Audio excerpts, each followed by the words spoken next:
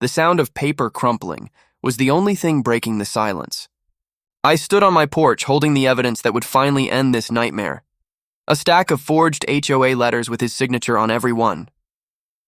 Across the street, Karen's husband was shouting into his phone, pacing like a man whose world was falling apart.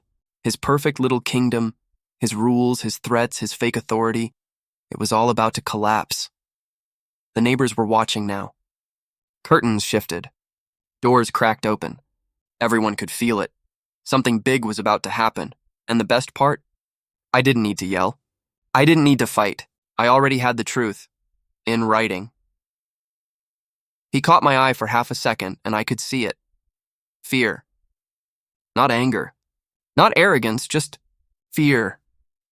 I took a deep breath, feeling the weight of months of harassment finally lift. This was the day it all ended. But to understand how we got here, we need to go back to where it started. You'd never know by looking at it. The rows of manicured lawns, the slow-moving mail truck, the way the kids' bikes leaned against white picket fences, but our neighborhood was at war. Not the loud kind with shouting and sirens. No, this was the kind that crept in quietly, disguised as rules, notices, and friendly reminders. After Karen's arrest, most people thought life here would finally calm down. For a while, it did. The air felt lighter, like the neighborhood had exhaled after holding its breath for months. People waved again. The HOA meetings actually ended on time. Her husband, Richard, even started showing up at community events, smiling, shaking hands, pretending like nothing had happened. And I'll admit, part of me wanted to believe him. He'd stop me at the mailbox with small talk. Rough few months, huh? Glad it's behind us. He'd even drop by with cookies his daughter baked, saying it was her way of making peace. It was disarming, polite, practiced, almost too smooth. But something in his tone always felt rehearsed, like every word was part of a script. I didn't know it then, but the performance was just beginning. A few weeks later, the first letter arrived. It was slipped neatly under my front door, official HOA stationery, bold heading at the top. Notice of violation, unsanctioned vehicle storage apparently. My Jeep was improperly parked within public view, a repeat offense that could lead to fines or property review. I stood there, staring at it, my coffee cooling in my hand. I'd parked that Jeep in the same spot for 5 years. Never once had it been a problem, until now. At first, I figured it was a mistake. Bureaucratic nonsense. I wrote a polite email to the HOA board asking for clarification. No response. Then another letter came. This time, the offense was unapproved exterior modification. The supposed modification? The birdhouse my daughter painted as part of her therapy. That one got to me. Emma had been through hell since the last ordeal. Therapy sessions, nightmares, long silences when she'd just stare out the window. That birdhouse, painted in bright purples and yellows, was the first thing that made her smile in months. So when I read the line, remove immediately or face additional action, something inside me broke a little. I decided to dig deeper. I called the HOA secretary, a soft-spoken retired teacher named Grace. When I read her the notice, she went silent. "Sir," she finally said, "that's not from us. I haven't sent any letters this month." That was the moment I knew. This wasn't an accident. This was Richard. He'd lost his wife's influence, but not her obsession with control. At first, I tried to ignore him. I focused on Emma, on helping her get back to normal. Her therapy was helping. She was laughing more. She'd started walking Buck, our golden retriever, to the park again. Small wins, but they mattered. Every time I saw her smile, it reminded me why I couldn't afford to lose my temper. Not again. But Richard didn't stop. The letters kept coming. New fonts. New violations. One even accused me of disrupting community harmony. The irony almost made me laugh. Almost. Then came the late-night calls. Unknown numbers. Heavy breathing. Click. One morning I found my trash cans tipped over. Lid cracked, contents strewn across the street. The next day, a dead rat in my mailbox. That's when I stopped laughing. I installed new cameras, motion lights, and an alarm system. I kept records of every incident, photos, timestamps, everything. My background in law enforcement taught me one thing. When people start playing dirty, evidence becomes your best weapon. Still, there were moments I doubted myself. Maybe I was seeing ghosts. Maybe I was just paranoid after everything we'd been through. But then, one Friday night, my daughter handed me a piece of mail that had been slipped under the door while we were eating dinner. "Dad," she said, "it says urgent." I opened it and froze. It was another HOA letter, only this one was different. At the bottom, under the official seal, was a signature, not printed, signed, Richard A. Harrison, HOA President Accept. Richard wasn't the HOA president. Not anymore. He'd been removed months ago, right after his wife's arrest. My eyes scanned the paper again, slowly, deliberately. The signature looked perfect, practiced, confident, official. But it wasn't real. I knew his handwriting. I'd seen it on the settlement documents from the last case. This was a copy, a traced forgery. And suddenly it all clicked. He wasn't just trying to annoy me. He was building a paper trail, trying to make it look like I was in violation of HOA rules, setting me up for fines, maybe even legal trouble. A slow, quiet trap that would look legitimate to anyone who didn't know the truth. I sat there for a long time, the letter trembling in my hand.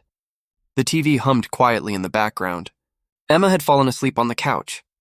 The house felt too still, that heavy electric stillness right before a storm breaks. For a moment, I just stared at the page, trying to decide if I was angry or just tired. Maybe both. Then I did what I always do when I hit that point. I took a photo of the letter, slid it into a folder labeled Evidence, and poured myself a cup of coffee. Because I knew what this meant now. This wasn't a misunderstanding. It wasn't leftover anger. This was war, the quiet kind, waged through paperwork and fear, and if Richard wanted to play that game, he had no idea who he was up against. The next morning, I made a few calls. Old friends, people who knew how to check things discreetly. By noon, I had my answer. The letterhead came from a local print shop. The same one Richard's company used for flyers and business cards. I drove there myself, letter in hand. The owner, a nervous-looking guy with ink-stained fingers, flipped through his receipts. "Yeah," he said, squinting at the paper. "That logo? That's from an order last week. Guy named Harrison picked it up. Paid cash." I thanked him, walked out, and sat in my truck for a while, engine running, mind racing. It was one thing to mess with me, but forging HOA documents? That was criminal. And as I looked down at that page one more time, the weight of what I was holding hit me. Proof. Cold. Hard. Undeniable proof. The moment I saw his forged signature under the HOA seal, I realized this wasn't a feud anymore. It was a setup. The strange thing about harassment is how quiet it can sound. It's not always shouting or vandalism or threats in the night. Sometimes it's a soft knock on the door, a whisper on the street, or a letter slipped under your doormat that makes you question your own sanity. After I found that forged HOA document, I knew I had to be smarter, calmer than the man provoking me. Richard wanted a reaction. That was his play. The more unhinged I looked, the more control he'd gain, so instead of fighting back loud, I decided to fight back smart. I started small, dash cam always recording, motion alerts enabled, copies of every suspicious letter stored in a digital folder and on a physical drive. I even bought a backup battery for the security cameras after one mysteriously lost power during the night. Every time something happened, a call, a letter, a new rumor, I logged it. Date, time, details. It wasn't revenge I was building. It was a case. My friend David Park was the first to know. David wasn't just an attorney. He was the attorney you wanted when things got messy. We'd met years ago when I worked in the DA's office. He had that calm, unshakable confidence that only comes from being right more often than you're wrong. When I called him, I expected advice about legal steps. What I didn't expect was how quickly his tone turned serious. He sighed. "You're describing stalking and falsification, not just HOA nonsense. You sure you don't want to file now?" "Not yet," I said. "He's too careful. If I move too early, he'll bury it." "Then you better keep your receipts," he said. "Every letter, every phone call, every conversation, record it. Patience is your leverage here." And I did. The next phase of Richard's campaign came quietly, through whispers, not paperwork. It started at a community cookout. I hadn't been planning to go, but Emma wanted to. She was finally making progress in therapy, even smiling again. She wore her favorite yellow dress, the one she'd painted tiny daisies on with her mom. I should have seen it coming. Halfway through the event, I noticed people looking at us, not in a friendly way, but that tight-lipped, sidelong glance that says someone's been talking. Later that night, my neighbor Tom texted me, "Hey man, just so you know, Richard's been saying stuff. Claims you used your connections to get Karen arrested. Said you're dangerous." I stared at the message for a long time, thumb hovering over the screen. Dangerous. That word hit differently. The next day it got worse. Someone posted on the neighborhood forum. Maybe his daughter's injury wasn't as bad as he said. Funny how fast the GoFundMe disappeared. That one broke something in me. Emma saw it too. She wasn't supposed to, but kids find things. I came home one afternoon to find her sitting on the porch, phone in her lap, eyes red. "Dad," she said quietly, "did I do something wrong?" I knelt down, my chest tightening. "What? No, sweetheart." "Why would you think that?" "Because they said I faked it." Her voice cracked. "They said you lied for me." For a moment, I didn't have words. Just the kind of silence where every heartbeat feels like a hammer. I pulled her close. "Hey, look at me. None of that is true. People like that, they lie because they're afraid of the truth, okay?" She nodded, but the damage was done, and that's when I decided. This wasn't just about defending myself anymore. It was about protecting her peace, the one thing Karen and Richard had both tried to destroy. From that point on, I turned every ounce of energy I had into precision. I started reviewing footage from my cameras nightly, comparing timestamps with when letters appeared. I installed a second dash cam facing the driveway. For weeks, nothing happened. The silence almost made me doubt myself again. Then, one night, a Thursday around 11 p.m., the camera picked up movement, headlights. My truck's motion sensor triggered. A man's silhouette stepped out, medium build, baseball cap, hoodie. He moved carefully like he knew where the cameras were, but not carefully enough. He crouched near my porch, slipped something under the mat, and walked off. I paused the footage, zoomed in, frame by frame. The face came into focus under the streetlight for half a second. Richard, holding a stack of envelopes. My pulse didn't race. Not this time. I just sat there staring at the screen, the edges of a grim smile forming. There it was, proof. No rumors, no guesswork, no paranoia, just hard evidence.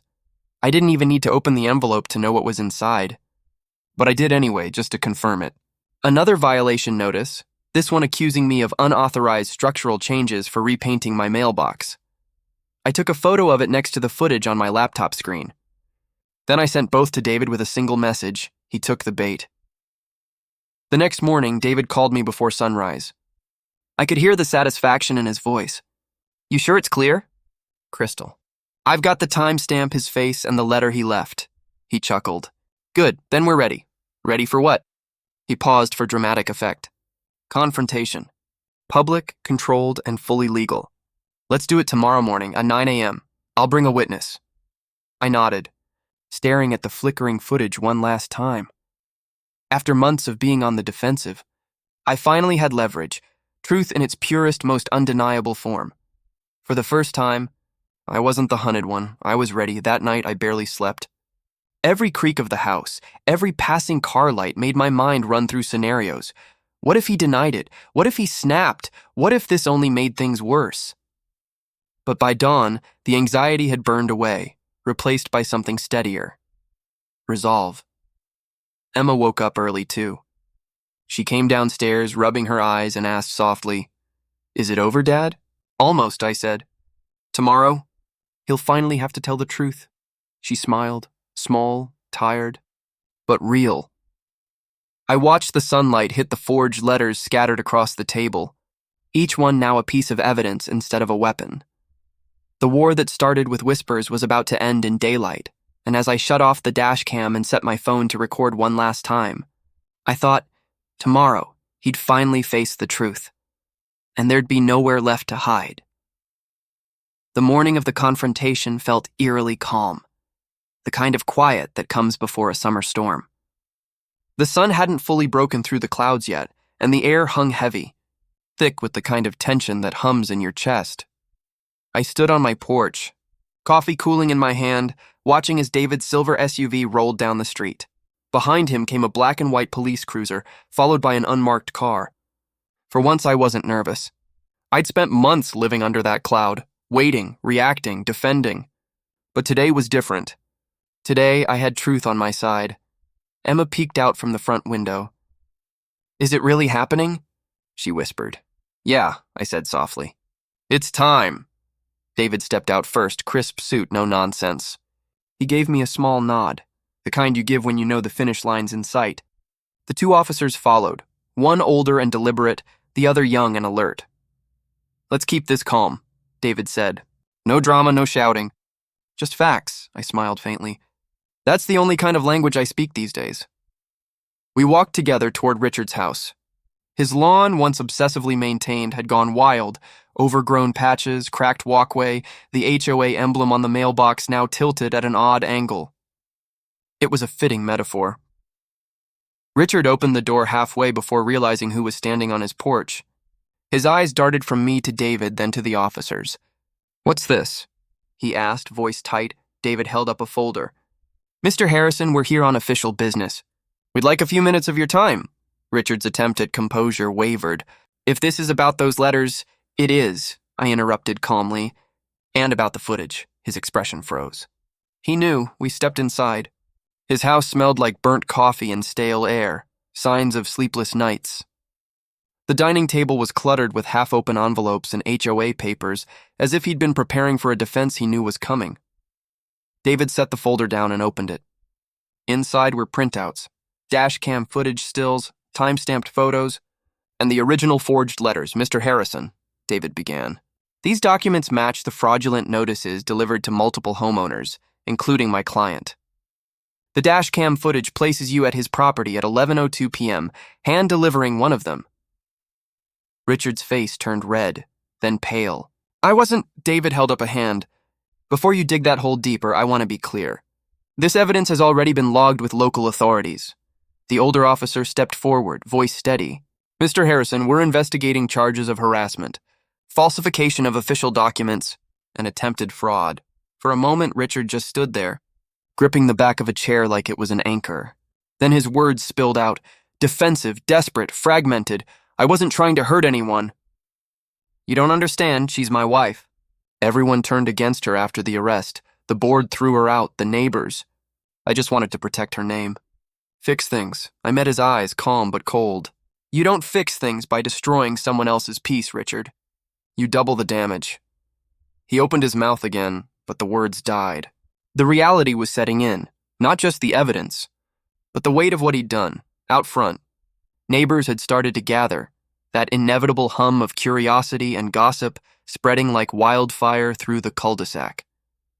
The younger officer read him his rights. Richard's shoulders slumped as the cuffs clicked into place.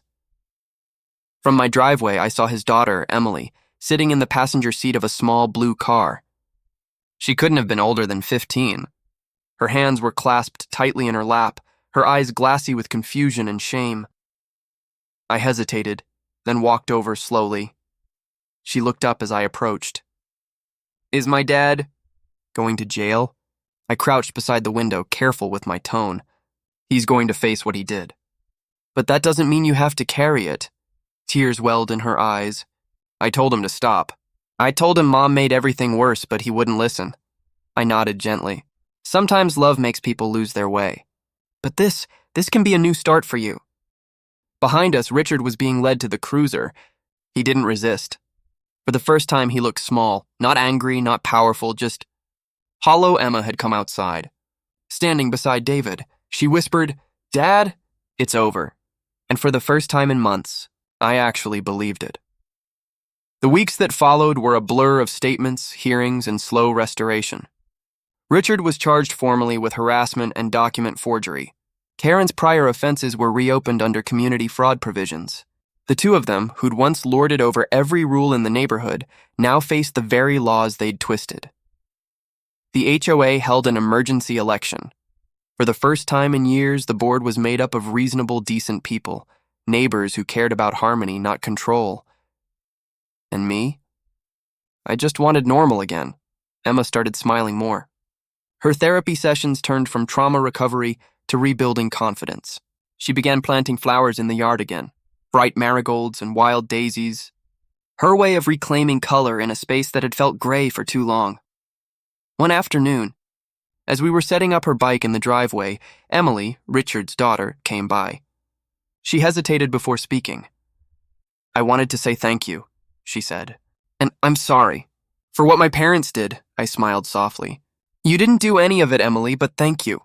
She nodded, fidgeting. "It's just, people online are saying stuff about how your family ruined ours." I looked her in the eye. "Truth doesn't ruin people, Emily. Lies do."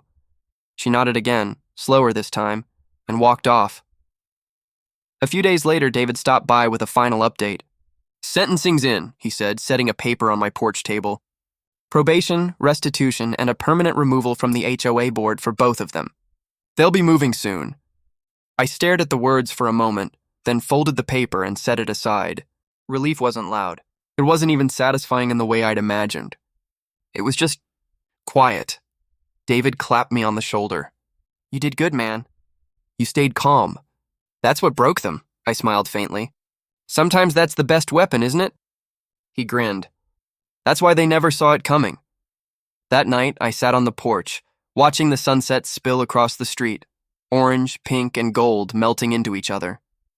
The same neighborhood that had once felt hostile now hummed softly with life again. Kids rode bikes. Someone grilled down the block. Emma sat beside me, her head on my shoulder. "Dad?" she said quietly. "Yeah? Are we finally safe now?" I took a breath. "Yeah, sweetheart. We are." She smiled, eyes half closing, content. I looked at the calm street, at the flowers she'd planted swaying gently in the breeze, and thought about everything we'd been through. The false smiles, the power plays, the damage hidden behind polite words and HOA newsletters, and I realized something simple and true. The people who shout the loudest about rules are often the ones who break them in the dark. I took one last sip of my coffee, watching the world settle into peace again. "Sometimes," I said softly, mostly to myself, "the quiet ones who follow the rules are the most untouchable of all."